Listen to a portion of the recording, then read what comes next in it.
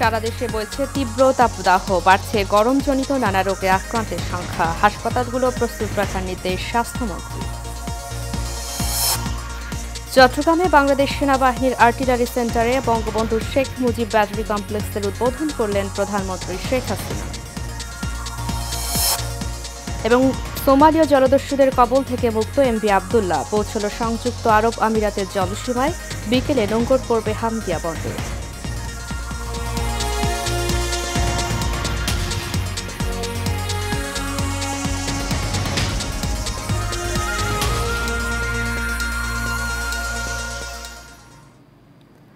স্বাগত এশিয়ান নিউজে, আপনাদের সাথে আছি আমি উর্মি আক্তার। এতক্ষণ শুনছিলেন বিআরবি কেবল ইন্ডাস্ট্রিজ লিমিটেড সংবাদ শিরোনাম। এবারে চলে যাচ্ছি পুরো খবরে। সারা দেশে বইছে তীব্র তাপপ্রবাহ। প্রচণ্ড গরমে ডায়রিয়া, সর্দি কাশি সহ নানা রোগে আক্রান্ত হচ্ছে মানুষ। এসব রোগে সবচেয়ে বেশি আক্রান্ত শিশুরা। এ অবস্থায় চিকিৎসকেরা বলছেন গরমের তীব্রতা না কমা পর্যন্ত শিশুদের প্রতি বিশেষভাবে যত্ন নিতে। আবির হোসেনের ক্যামেরায় এইচএমইতো রিপোর্ট। প্রচণ্ড গরমে মানুষের হাঁসফাঁস অবস্থা। জ্বর, ডায়রিয়া, নিউমোনিয়া, টাইফয়েড, হিটস্ট্রোক সহ নানা রোগে আক্রান্ত হচ্ছে মানুষ। এতে হাসপাতালে বাড়ছে রোগীর ভিড়।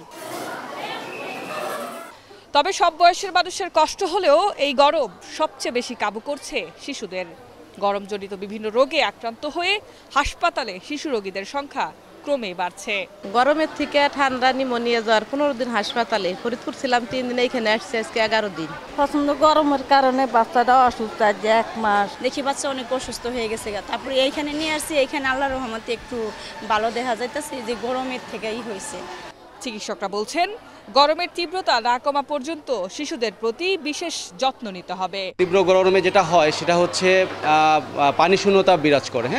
তো এই পানি শূন্যতার জন্য আমরা সবসময় রোগীদেরকে বেশি বেশি করে পানি খেতে বলি। প্রয়োজন ছাড়া কেউ যাতে ঘরের বাইরে যাতে না যায়, এবং ঘরের বাইরে যদি যেতে হয় সেক্ষেত্রে যাতে সুতি কাপড় পরে, হালকা কাপড় পরে যাতে বের হইতে হয়। তীব্র গরমের নাজেহাল এই অবস্থায় সুখবর নেই আবহাওয়া অফিসের কাছেও। সংস্থাটি বলছে গরমের প্রকোপ এপ্রিল মাস জুড়েই থাকবে। এপ্রিল বা এরপর মে মাসে তাপপ্রবাহ কিন্তু আমাদের অব্যাহত থাকবে। আবার কখনো কখনো যদি বৃষ্টিপাতের পরিমাণ বেশি হয়, হয়তো 2-1 দিনের জন্য তাপমাত্রা একটু কমে যায়, কিন্তু আবার সেটা বৃদ্ধি পেয়ে আবার তাপপ্রবাহে ফিরে যায়। গরমের দাপটে এরই মধ্যে 1 সপ্তাহের জন্য সব শিক্ষা প্রতিষ্ঠানে ছুটি ঘোষণা করেছে শিক্ষা মন্ত্রণালয়। এছাড়া আদালতে শিথিল করা হয়েছে গ্রাউন্ড পড়া। এইচএমইতো, এশিয়ান টেলিভিশন, ঢাকা। তাপদাহের কারণে প্রতিকূল পরিস্থিতিতে সারা দেশের হাসপাতালগুলোকে প্রস্তুত রাখার নির্দেশ দিয়েছেন স্বাস্থ্যমন্ত্রী সামন্তলাল সেন। সচিবালয়ে এক সভা শেষে তিনি নির্দেশনার কথা জানান। স্বাস্থ্যমন্ত্রী বলেন, তাপদাহের কারণে কোল্ড কেস এই মুহূর্তে হাসপাতালে ভর্তি না করার জন্য পরামর্শ দেওয়া হয়েছে। হাসপাতালগুলো প্রতিকূল পরিবেশের জন্য প্রস্তুত রাখা হয়েছে। বয়স্ক শিশুরা যেন প্রয়োজন ছাড়া বাসার বাইরে না যায় সে বিষয়েও পরামর্শ দেন স্বাস্থ্যমন্ত্রী সামন্তলাল সেন।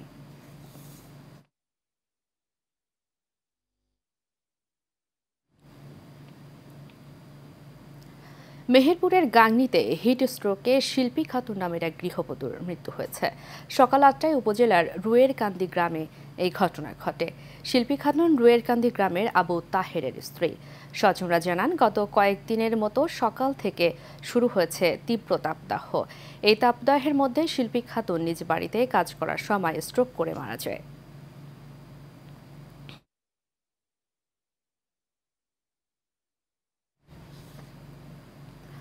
প্রতিদিনই ভেঙেছে দেশের সর্বোচ্চ তাপমাত্রার রেকর্ড। তবে গরমে তীব্রতা একটু বেশি অনুভব করছেন যশোরের মানুষ।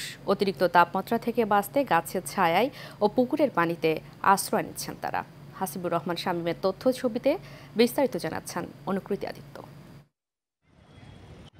প্রচণ্ড তাপদাহে পুড়ছে পুরো দেশ। তবে যশোরে সূর্যের আজ একটু বেশি। প্রতিদিনই সর্বোচ্চ তাপমাত্রার রেকর্ড ভাঙছে এই জেলা। শিশু থেকে বৃদ্ধ সবাই স্বস্তির খোঁজে আশ্রয় নিচ্ছেন গাছের ছায়ায় অথবা পুকুরের পানিতে। তবে চরম বিপাকে পড়েছেন দিনমজুর ও খেটে খাওয়া শ্রমজীবীরা। প্রচন্ড তাপ, এ তাপে কাজ করা যাচ্ছে না।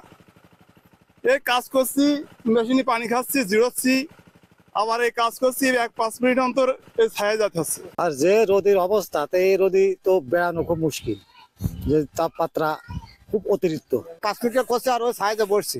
গরিব মানুষ না খাটলেও চলছে না, কি করবো এখন, কষ্ট করে হলেও করতে হবে। মাঠে দৌড় মারতে হলো, এত প্রচন্ড গরম, এত তাপ জীবনে 10-20 বছরের মধ্যে দেখিনি। এদিকে তাপমাত্রা বেশি হয় হাসপাতালে বেড়েছে রোগীর সংখ্যা। প্রতিদিনই হাসপাতালে ভর্তি হচ্ছেন শিশুসহ নানা বয়সী মানুষ। আমরা দেখছি যে গরমের রোগীর সংখ্যা আস্তে আস্তে বৃদ্ধি পেয়েছে। যেমন আজকে আমার এই হাসপাতালে এই বছরের ভিতরে সর্বোচ্চ সংখ্যক রোগী ভর্তি আছে 703 জন।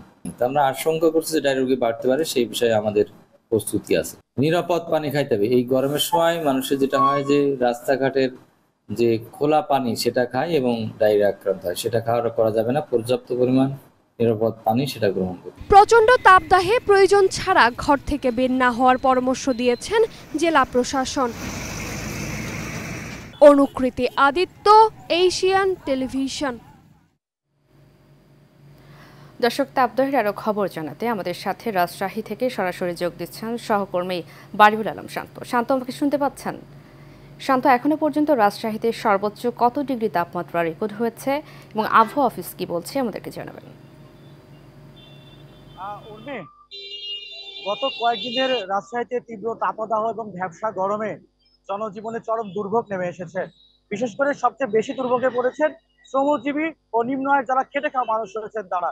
আমরা কিছুক্ষণ আগে বিকাল 3টার দিকে রাজ্যের আবহাওয়া অফিসের সাথে কথা বলেছি। তারা আমাদেরকে জানিয়েছেন যে 41.5 ডিগ্রি সেলসিয়াস তাপমাত্রা কিন্তু রেকর্ড করা হয়েছে রাজশাহীতে এবং বাতাসের আর্দ্রতা 18% রেকর্ড করা হয়েছে। বাতাসের আর্দ্রতা কম থাকার কারণেই মূলত তাপদাহ চলছে, সেটা কিন্তু বেশি, তার ফলে কিন্তু গরমটা বেশি অনুভূত হচ্ছে। এর পাশাপাশি বিশেষজ্ঞ চিকিৎসকরা পরামর্শ দিচ্ছেন যে গরমে বিশেষ প্রয়োজন ছাড়া বাড়ির বাইরে বের না হচ্ছে। তারপর যদি কোনো কাজে মানুষ বের হয় সেক্ষেত্রে ছাতা, টুপি বা ক্যাপ পরিধান করে কিন্তু তারা বাইরে বের হওয়ার পরামর্শ দিচ্ছে। এর পাশাপাশি তারা বলছেন বেশি বেশি বিশুদ্ধ পানি পান করতে। এর পাশাপাশি চিকিৎসকরা বলছেন যে বাইরের যে খোলা খাবার রয়েছে সেগুলো পরিহার করতে, বিশেষ করে ফুটপাতে যে খোলা শরবত বিক্রি হয় এগুলো পানাহার থেকে বিরত থাকতে কিন্তু চিকিৎসকরা পরামর্শ দিচ্ছেন। গরম বেড়ে যাওয়ায় গরমজনিত যে রোগ সেগুলো বেড়ে গেছে। আমরা রাজশাহী মেডিকেল কলেজ হাসপাতালে কথা বলেছি, আমরা যেটা জানতে পেরেছি যে সাধারণের তুলনায় প্রতিদিন কিন্তু 500 থেকে 600 রোগী বেশি আক্রান্ত হচ্ছে গরমজনিত রোগ নিয়ে। এর মধ্যে অধিকাংশই কিন্তু শিশু এবং বয়স্করা। চিকিৎসকরা বলছেন এই গরমে বাসার যারা বয়স্ক ব্যক্তি রয়েছেন এবং যারা ছোট বাচ্চা রয়েছেন তাদের প্রতি বাড়তি যত্ন দিতে এবং একটু বেশি খেয়াল রাখার কথা বলছেন। বেশি বেশি ডাবের পানি, স্যালাইন পানি এবং সাধারণ বিশুদ্ধ পানি খাওয়ার কথা তারা বলছেন। তবে উর্মি, আপনাকে একটি বিষয় জানিয়ে রাখি যে রাজশাহীতে পানির স্তর নিচে নেমে যাওয়ায় কিন্তু বিশুদ্ধ পানির সংকট দেখা দিয়েছে। রাজশাহীর অধিকাংশ টিউবওয়েলে কিন্তু পানি উঠছে না, ফলে তীব্র গরমে বিশুদ্ধ পানির সংকটেও কিন্তু এই নগরবাসী নাজেহাল হয়ে পড়েছে। সব মিলে আবহাওয়া অফিস বলছে যে রাজশাহীতে এই তীব্র তাপদাহ আরো কিছুদিন অব্যাহত থাকবে, তবে 2 থেকে 3 দিন পরে কিছুটা কমার সম্ভাবনা রয়েছে বলে জানিয়েছেন রাজশাহীর আবহাওয়া অফিস। উর্মি, এই ছিল আমার কাছে রাজশাহী থেকে এখনো পর্যন্ত সর্বশেষ খবর। উর্মি। শান্ত, ধন্যবাদ আপনাকে। দর্শক, রাজশাহী থেকে আমাদের সাথে যুক্ত ছিলেন আবহাওয়ার খবর নিয়ে আমাদের সহকর্মী বারিউল আলম শান্ত। চলে যাচ্ছি পরবর্তী প্রসঙ্গে। চট্টগ্রামের হালিশহর সেনানিবাসে আর্টিলারি সেন্টার ও স্কুলে নবনির্মিত বঙ্গবন্ধু শেখ মুজিব ব্যাটারি কমপ্লেক্সের উদ্বোধন করেছেন প্রধানমন্ত্রী শেখ হাসিনা। চট্টগ্রামের হালিশহর সেনানিবাসে আর্টিলারি সেন্টার ও স্কুলে এই উপলক্ষে আয়োজিত অনুষ্ঠানে যোগ দিয়ে তিনি এই কমপ্লেক্সের উদ্বোধন করেন। এ সময় তিনি জাদুঘর স্থাপিত জাতির পিতা বঙ্গবন্ধু শেখ মুজিবুর রহমানের অতি বাস্তব প্রতিকৃতি মহান মুক্তিযুদ্ধে মুজিব ব্যাটারির প্রথম গোলাবর্ষণকারী ঐতিহাসিক 3.7 ইঞ্চি হাউইটজার আর্টিলারি রেজিমেন্টে ব্যবহৃত গোলা বারুদ ও সব কামানের প্রতিরূপ এবং মহান মুক্তিযুদ্ধে গোলন্দাজ বাহিনীর উল্লেখযোগ্য অপারেশনসমূহের গৌরবময় ইতিহাস অবলোকন করেন। অনুষ্ঠানে মন্ত্রী পরিষদের সদস্য, 3 বাহিনীর প্রধান, সংসদ সদস্য, বিশিষ্ট ব্যক্তি, ঊর্ধ্বতন সামরিক ও অসামরিক কর্মকর্তা, বিভিন্ন পদবীর অফিসার, জেসিও, অন্যান্য পদবীর সেনা সদস্য এবং মিডিয়া ব্যক্তিরা উপস্থিত ছিলেন।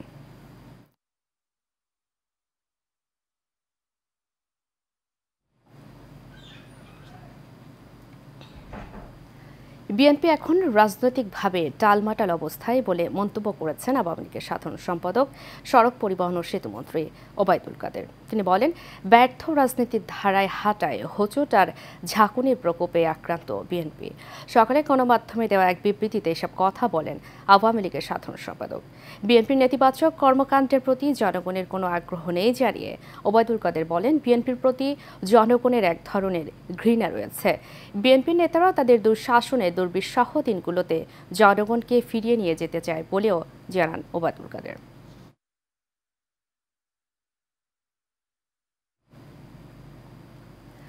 মুক্তিপণ দিয়ে সোমালীয় জলদস্যুদের কবল থেকে মুক্ত জাহাজ এমভি আবদুল্লাহ সংযুক্ত আরব আমিরাতের জলসীমায় এসে পৌঁছেছে।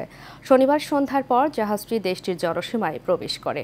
আজ বিকেল 4টা নাগাদ ফুজাইরা উপকূল এবং হরমুজ প্রণালী হয়ে আমিরাতের আলুহামরিয়া বন্দরের বহিনগরে পৌঁছানোর কথা রয়েছে জাহাজটির। এ বিষয়ে কেএসআরএম গ্রুপের প্রধান নির্বাহী কর্মকর্তা মেহেরুল করিম জানান, আজ বিকালে আলুহামরিয়া বন্দরের বহিনগরে পৌঁছানোর পরদিন সোমবার কয়লা খালাসের জন্য জাহাজটিকে জেটিতে ফেরানো হবে। সেখান থেকে 2 জন নাবিক বিমানে করে দেশে ফিরবেন। বাকি 21 জন নাবিক এমভি আবদুল্লাহ জাহাজযোগে দেশে ফিরবেন। সেক্ষেত্রে তাদের সময় লাগবে 25 থেকে 26 দিন।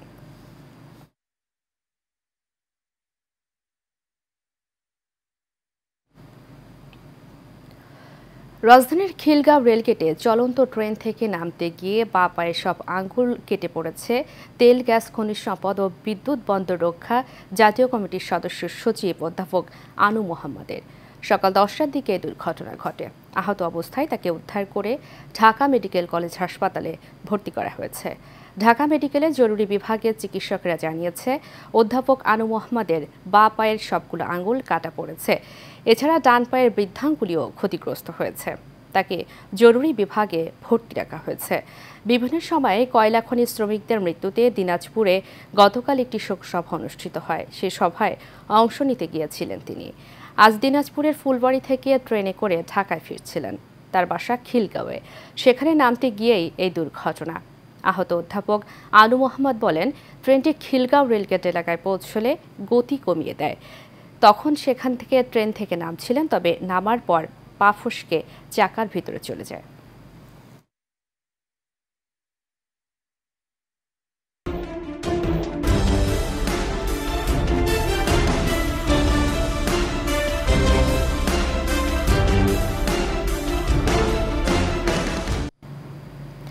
টানা 1 সপ্তাহের তাপদাহে চাঁপাইনবাবগঞ্জে ঝরে যাচ্ছে আমের গুটি। এতে বিপাকে পড়েছেন কৃষকরা। তারা বলছেন, প্রতিকূল আবহাওয়ার কারণে এবার আমের ফলনে বিপর্যয় ঘটবে।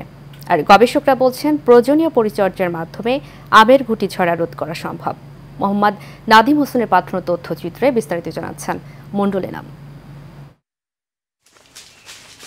চাঁপাইনবাবগঞ্জে কয়েকদিনের টানা তাপদাহে ঝরে যাচ্ছে আমের গুটি। একে তো প্রতিকূল আবহাওয়ায় আমের মুকুল এসেছে কম, তার উপর খরাতে আম ঝরে যাওয়ায় বিপাকে পড়েছেন চাষিরা। চাষিরা বলছেন, খরা থেকে আম রক্ষার জন্য নিয়মিত পরিচর্যা করতে হচ্ছে। এতে আমের উৎপাদন খরচ বেড়ে যাচ্ছে। এবার যে পরিস্থিতি, গরমের কারণে আম অনেক নষ্ট হয়ে যাচ্ছে, আম নিচে পড়ে যাচ্ছে, পচে যাচ্ছে। অতিরিক্ত তাপমাত্রার কারণে আম ঝরে যাচ্ছে। বৃষ্টি না হলে কিছুদিনের মধ্যে আরও আম ঝরে যাবে। অনেকে সেচ দিতে পারছে না, পানির লেয়ার পাওয়া যাচ্ছে না। আবার কেউ দেখা যায় যে সেচ দিচ্ছে কোনোভাবে, তো খরচ বেড়ে যাচ্ছে। এই যদি অবস্থা হয় তাহলে আমরা অবশ্যই এবার খুবই ভীত আছি। স্থানীয় আঞ্চলিক গবেষণা কেন্দ্রের গবেষকরা বলছেন, খরার মতো প্রাকৃতিক দুর্যোগের সময় চাষিদের খুবই সতর্কতার সঙ্গে গাছ পরিচর্যা করতে হবে। এক্ষেত্রে গাছের গোড়ায় নিয়মিত সেচ দেওয়ার পাশাপাশি ছত্রাকনাশক স্প্রে করার পরামর্শ এই কর্মকর্তার। আম ঝরা রোধ করতে হলে খুব জরুরিভাবে এখন গাছের গোড়ায় সেচ দিতে হবে। যদি সেচের ব্যবস্থা না করা যায় তাহলে অন্তত গাছে পানি স্প্রে করতে হবে, এবং যদি এটা পানি স্প্রে করা না যায় তাহলে কিন্তু আম ঝরে যাবে। আর এই সময় আরেকটি সমস্যা আসবে, যে ফল ছিদ্রকারী পোকা। এটিকে খেয়াল রাখতে হবে, যদি ফল ছিদ্রকারী পোকার আক্রমণ নজরে পড়ে তাহলে দেরি না করেই ফেনিট্রোথিওন গ্রুপের যে কীটনাশক আছে সেই কীটনাশক প্রতি লিটার পানিতে 2 মিলি হারে মিশিয়ে স্প্রে করতে হবে। কৃষি বিভাগের তথ্য মতে চাঁপাইনবাবগঞ্জে চলতি বছরে 37,604 হেক্টর জমিতে আম বাগান রয়েছে। উৎপাদনের লক্ষ্যমাত্রা নির্ধারণ করা হয়েছে প্রায় 4.5 লাখ মেট্রিক টন আম। Mondal Enam, Asian television news.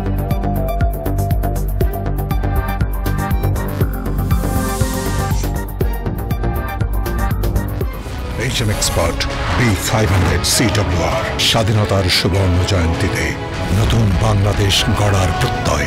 HM Steel B500 CWR।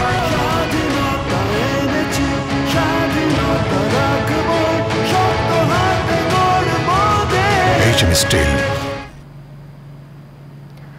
জনপ্রতিনিধি শাসক নয়, জনগণের সেবক বললেন অর্থ প্রতিমন্ত্রী ওয়াসিক আয়েশা খান।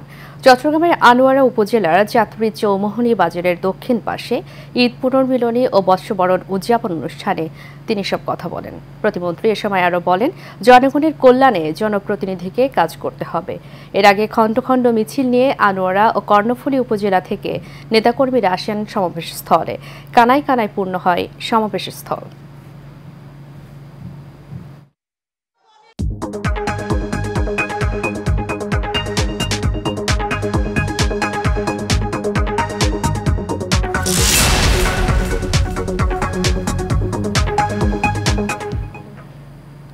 এবারে বাণিজ্য সংবাদ।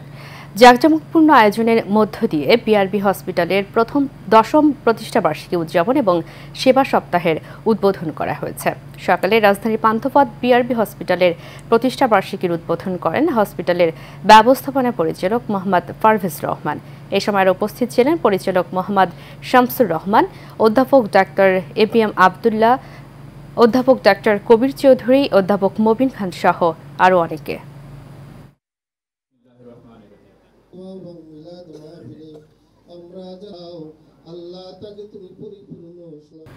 শেষ করব এশিয়ান নিউজ। তার আগে বিআরবি কেবল ইন্ডাস্ট্রিজ লিমিটেড সংবাদ শিরোনামগুলো জানাবো আরও একবার।